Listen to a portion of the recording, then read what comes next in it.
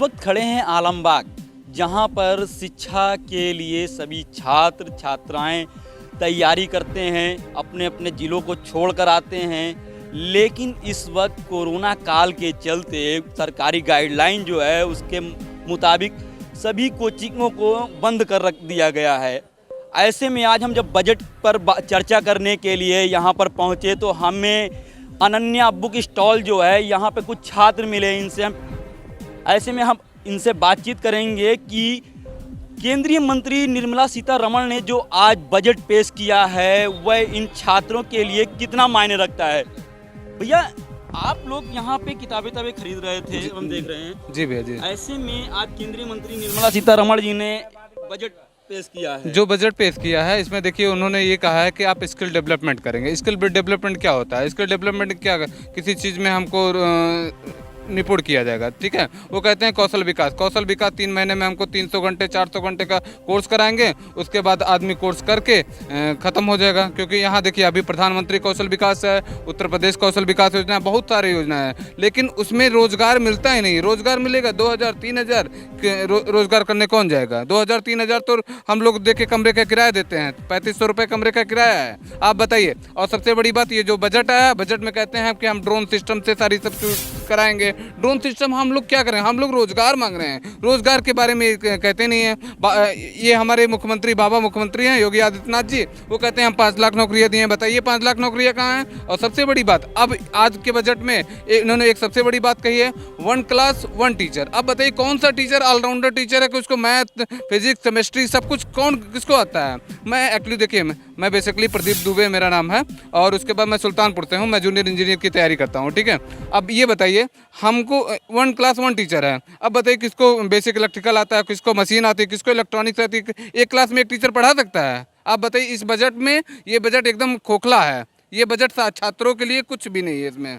क्यों भैया, आप इनकी बातों से कितना ताल्लुक रखते हैं? ये बिल्कुल सच कहा जा रहा है। जो भी बजट आया हुआ है उसमें शिक्षा को लेके, जॉब को लेके कोई विशेष बात नहीं कही गई है। ये बहुत गलत है। जो तैयारी कर रहा है लड़का, उसको जॉब चाहिए, उसको आपकी राजनीति से कोई मतलब नहीं है, उसका राजनीति से कोई सरोकार नहीं है। अगर उसको जॉब नहीं मिलेगी, अगर कोई आप उसके बारे में कोई बात ही नहीं करेंगे तो कैसे काम चलेगा? ये सरकार है पूरी तरीके से फेल हो रही है अपने काम में, और इन्होंने कोई चीज़ दिया नहीं है शिक्षा, स्पेशली शिक्षा को लेकर। सरकार जिस तरीके से अपने बजट में ये बताने की कोशिश कर रही है कि जो बजट उन्होंने पेश किया है, कोरोना काल में जो शिक्षा में दिक्कतें आई हैं, स्कूल कॉलेजेस खुल नहीं पाए हैं, ऐसे में वो अब डिजिटली माध्यम से छात्रों को पढ़ाएगी। उनकी जो कमियां हुई हैं, जो शिक्षा में कमी आई है, उसको जो है अब वो टीवी चैनल्स के माध्यम से क्षेत्रीय भाषाओं में प्रचार प्रसार करेंगी। नहीं, ऐसा तो है, मतलब डिजिटल फॉर्म में, मतलब ऑनलाइन क्लासेज जैसे चला रही हैं। हम लोगों के लिए तो सही है। कम्पिटेटिव एग्जाम करने वाले मतलब जो सर्विस हैं, मतलब छात्र हैं, उनके लिए तो सही है। लेकिन जो ये बेस से कंप्लीट होता है, मतलब एकेडमिक लाइफ होती है, वहाँ पे ये सक्सेस नहीं है। क्योंकि 1 घंटे मोबाइल चलाता है लड़का तो 2 घंटे गेम खेलता है आजकल। और जब तक एकेडमिक नहीं मजबूत होगा तब तक कम्पिटेटिव एग्जाम का कोई मतलब नहीं है। एकेडमिक लाइफ में कुछ कर नहीं पा रहे हैं। वहाँ तक शिक्षा का एकदम स्कूल कॉलेज सब बंद हो रहे हैं, वो चीज़ सही है। लेकिन ऑनलाइन प्लेटफॉर्म तो सही है। कितने दिन से तैयारी कर रहे हैं आप? 2 साल हो गए। 2 साल हो गए। 2 साल हो गए। 2 साल में आपको रोजगार अभी तक नहीं मिल पाया? जब कोई वैकेंसी आएगी तो पेपर लीक हो रहे हैं। यूपी टेट का पेपर लीक हो गया, उसको बाद में इन्होंने कराया। छोटे छोटे एग्ज़ाम सारे कैंसिल कर दिए गए। 21 लाख लड़कों का पेपर दिलवाया गया। सारी चीज़ें आपने, सारी संस्थाएं बंद कर रखी हैं। उस समय आपने पेपर दिलवाया, ना कोई वहाँ पे अच्छी सी व्यवस्था थी, ना पर वहाँ पर थर्मल स्कैनिंग हो रही थी। बाबा जी ने तो बहुत कुछ कहा था, लेकिन उसका कुछ वास्तविक तौर पे उसका कुछ रिजल्ट दिखाई पड़ा। तो इस वजह से सच्चाई ये है कि सामने हमारे पास जॉब की बहुत कमी है और उसको पूरा भी नहीं किया जा रहा, उसके बारे में कोई बात भी नहीं की जा रही है। सभी जितने भी जो है पार्टियां हैं इस समय जो चुनाव होने वाले हैं, सभी ने अपने जियो में सारी बातें तो हुई हैं, लेकिन शिक्षा को लेके, जॉब को लेके किसी ने कोई अपना पक्ष स्पष्ट नहीं किया है। ये बहुत बड़ी समस्या है हम लोगों के लिए जो तैयारी कर रहे हैं। ऐसे में युवा बेरोजगार, अब 2022 में विधानसभा चुनाव है, ऐसे में इस बजट को किस नज़रिए से देखता है? बजट बिल्कुल छात्रों के लिए जो तैयारी कर उनके लिए तो कोई काम का ही नहीं है बिल्कुल। और जो मतलब इन्होंने सीधे कैपिटल मार्केट की तरफ देखा है, और हम लोग जो मतलब तैयारी कर रहे हैं काफ़ी सालों से, मैं आईएएस की तैयारी करता हूँ दिल्ली में, 3 साल हो गए मुझे, 2 बार मैं प्रीलिम्स दे चुका हूँ। तो सब मोदी गवर्नमेंट चाहती है कि स्किल्ड हो, लेकिन ज़मीनी स्तर पे काम भी तो होना चाहिए। अब वो कह रहे कि मैं देंगे, हम रोज़गार देंगे, युवाओं की बात सुनी जाएगी, कई वादे उन्होंने किए, लेकिन वो तो सीधे मतलब कोई बात ही नहीं उनकी ग्राउंड लेवल पे आ रही। कह रहे हैं कि अब जैसे रेलवे का पेपर था, बच्चे 2 साल इंतज़ार किए, फिर उन्होंने ट्विटर टैग चलाया, तो उसके बाद रेलवे पेपर हुआ, वो भी आउट हो गया, उसमें भी रिजल्ट आया तो उसमें भी काफ़ी वो हुआ, हेरा फेरी। अभी जब रिजल्ट आ गया, सालों से तैयारी करते हैं लोग, उनके लिए भी दिक्कत है, और उसके बाद जब रिजल्ट आ रहा है तो उसमें भी ये सब हो रहा है। आप कह रहे हैं कि 2 साल से आप तैयारी कर रहे हैं लखनऊ में रह करके। देखिए मैं पिछले 3 साल से तैयारी करता हूँ। पिछले 3 साल से 3 साल से तैयारी कर रहे हैं, लखनऊ में रह करके जी। तैयारी कर रहे हैं। जी। सरकार, प्रदेश सरकार दावे कर रही है बड़े बड़े कि वो 5 लाख रोजगार दे चुकी है अब तक की।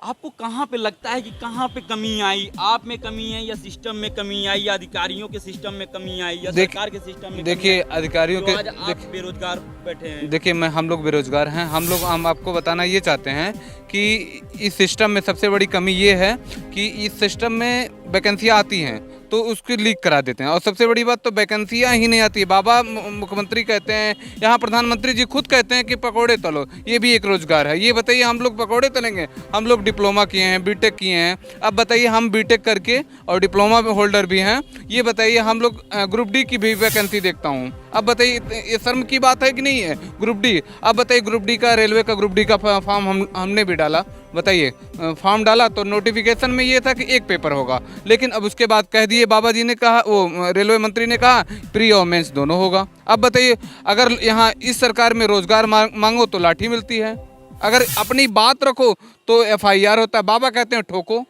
बताओ ठोको नहीं। अब की ये सरकार को, ये छात्र वर्ग, पूरे छात्र इनको ठोक देगा खुद ही।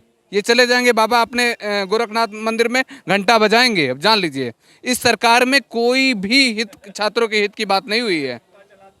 हाँ क्यों भैया, क्या लगता है? अच्छा ये बताइए कि आप 2 साल से मेहनत कर रहे हैं, घर परिवार को छोड़ करके लखनऊ में रह रहे हैं, कभी घर वालों ने आपसे ये नहीं कहा कि अब बहुत हो गया है, अब वापस आ जाइए?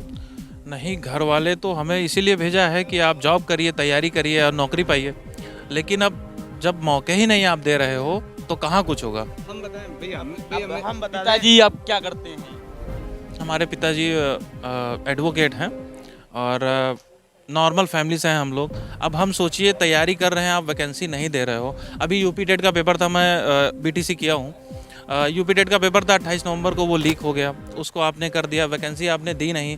इतने दिनों से 4-5 बैच आपके पास बीटीसी का आ गया है, वैकेंसी की आपने कोई बात नहीं की। 97,000 बात चल रही थी, 51,000 बात चल रही थी, आपने 17,000 वैकेंसी की घोषणा किया, वो भी आई नहीं। उससे पहले आपका चुनाव की डेट आ गई।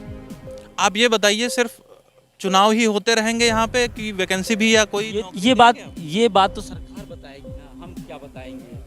तो सरकार की ये कमी है, इसको दूर करें, इसको ये दूर करें। अगर ये नहीं करेंगे तो फिर आगे चल के ये नहीं आ पाएंगे, सीधी सी बात। ऐसे में इस बजट पे क्या कहना चाहेंगे? बजट तो शिक्षक जो पढ़ाई करने वाला जो छात्र है उसके लिए तो बजट में कुछ खास है ही नहीं। जो कंपटीशन की तैयारी कर रहा है उसके लिए ये बजट बिल्कुल खोखला है, कोई मतलब नहीं है इसमें, इन्होंने कोई बात नहीं की है उस तरीके से। लेकिन ठीक है, इनको समझ आ रहा है वो अपने हिसाब से ही काम कर रहे हैं, वो किसी की नहीं सुन रहे हैं, ना कोई छात्र ना कोई तैयारी करने वाला। लड़के यहाँ पे विरोध प्रदर्शन करते रहे वैकेंसी के लिए, कुछ नहीं हुआ, कोई मिलने तक नहीं गया उनसे। और जैसे ग्रुप डी जैसे एग्जाम में हम आपसे मतलब और कुछ नहीं जानना, हम ये जानने की कोशिश कर रहे हैं कि इस बजट में इन छात्रों के लिए क्या कुछ खास है? कुछ भी नहीं खास है, 100% ये खोखला है। सबसे पहली बात तो जो पिछली बार जैसे 2021 में बजट आया था उसमें ही जीडीपी गिर गई थी। अगर वो मेन मुद्दा उसका जीडीपी था, जो जीडीपी 10.2 बताए कि 1.2 बढ़ गया है, लेकिन उसमें बढ़ा था कितना, 1.003 बढ़ा था। और बेरोजगारी मेन मुद्दा है इसमें। और ग्रुप डी जैसे एग्जाम में जैसे होता है, अगर 2 पेपर लेंगे तो यूपीएससी जैसे एग्जाम में हमको तो लगता है 10 से 20 पेपर लेने चाहिए। देखिए बजट में, इस बजट में इन्होंने कहा है स्किल डेवलपमेंट, ठीक है, स्किल डेवलपमेंट करेंगे। स्किल डेवलपमेंट में कौन से छात्रों को रखेंगे? इन्होंने कहा है ITI डिप्लोमा और बीटेक वाले बच्चों को रखेंगे। आप खुद ही देखिए इस बजट में इन्होंने ITI की भी बात किया। मैं बता रहा हूँ कि मेरा खुद का कॉलेज है ITI का, मैं बता रहा हूँ कि ITI के पेपर 2019 से 21 तक बताइए कौन से पेपर हुए हैं ना। बोर्ड को किसी की जानकारी, आप कहते हो स्किल डेवलपमेंट कर दोगे, स्किल डेवलपमेंट में आप ड्रोन सिस्टम हमको दिखाओगे। जब बताइए रोजगार ही नहीं है तो बड़ी बड़ी बातें, सिर्फ ये सरकार जुमलेबाजी की सरकार है। इस बजट में एकदम कुछ भी नहीं है, सिर्फ ये बजट को दिखावा प्रदर्शन कर रहे हैं। एक्चुअली 5 जगह चुनाव है, ठीक है, और सबसे बड़े बड़े प्रदेशों में चुनाव है, और इस बजट में छात्रों के लिए कुछ भी नहीं है। इसलिए हम लोग यही चाहते हैं कि ये सरकार चेंज हो। तो ये थे हमारे साथ कुछ छात्र, इनका कहना है कि जो सरकार ने आज बजट पेश किया है वो पूरी तरह से खोखला है। कैमरामैन दुर्गेश के साथ मैं शिवनंदन सिंह, लखनऊ।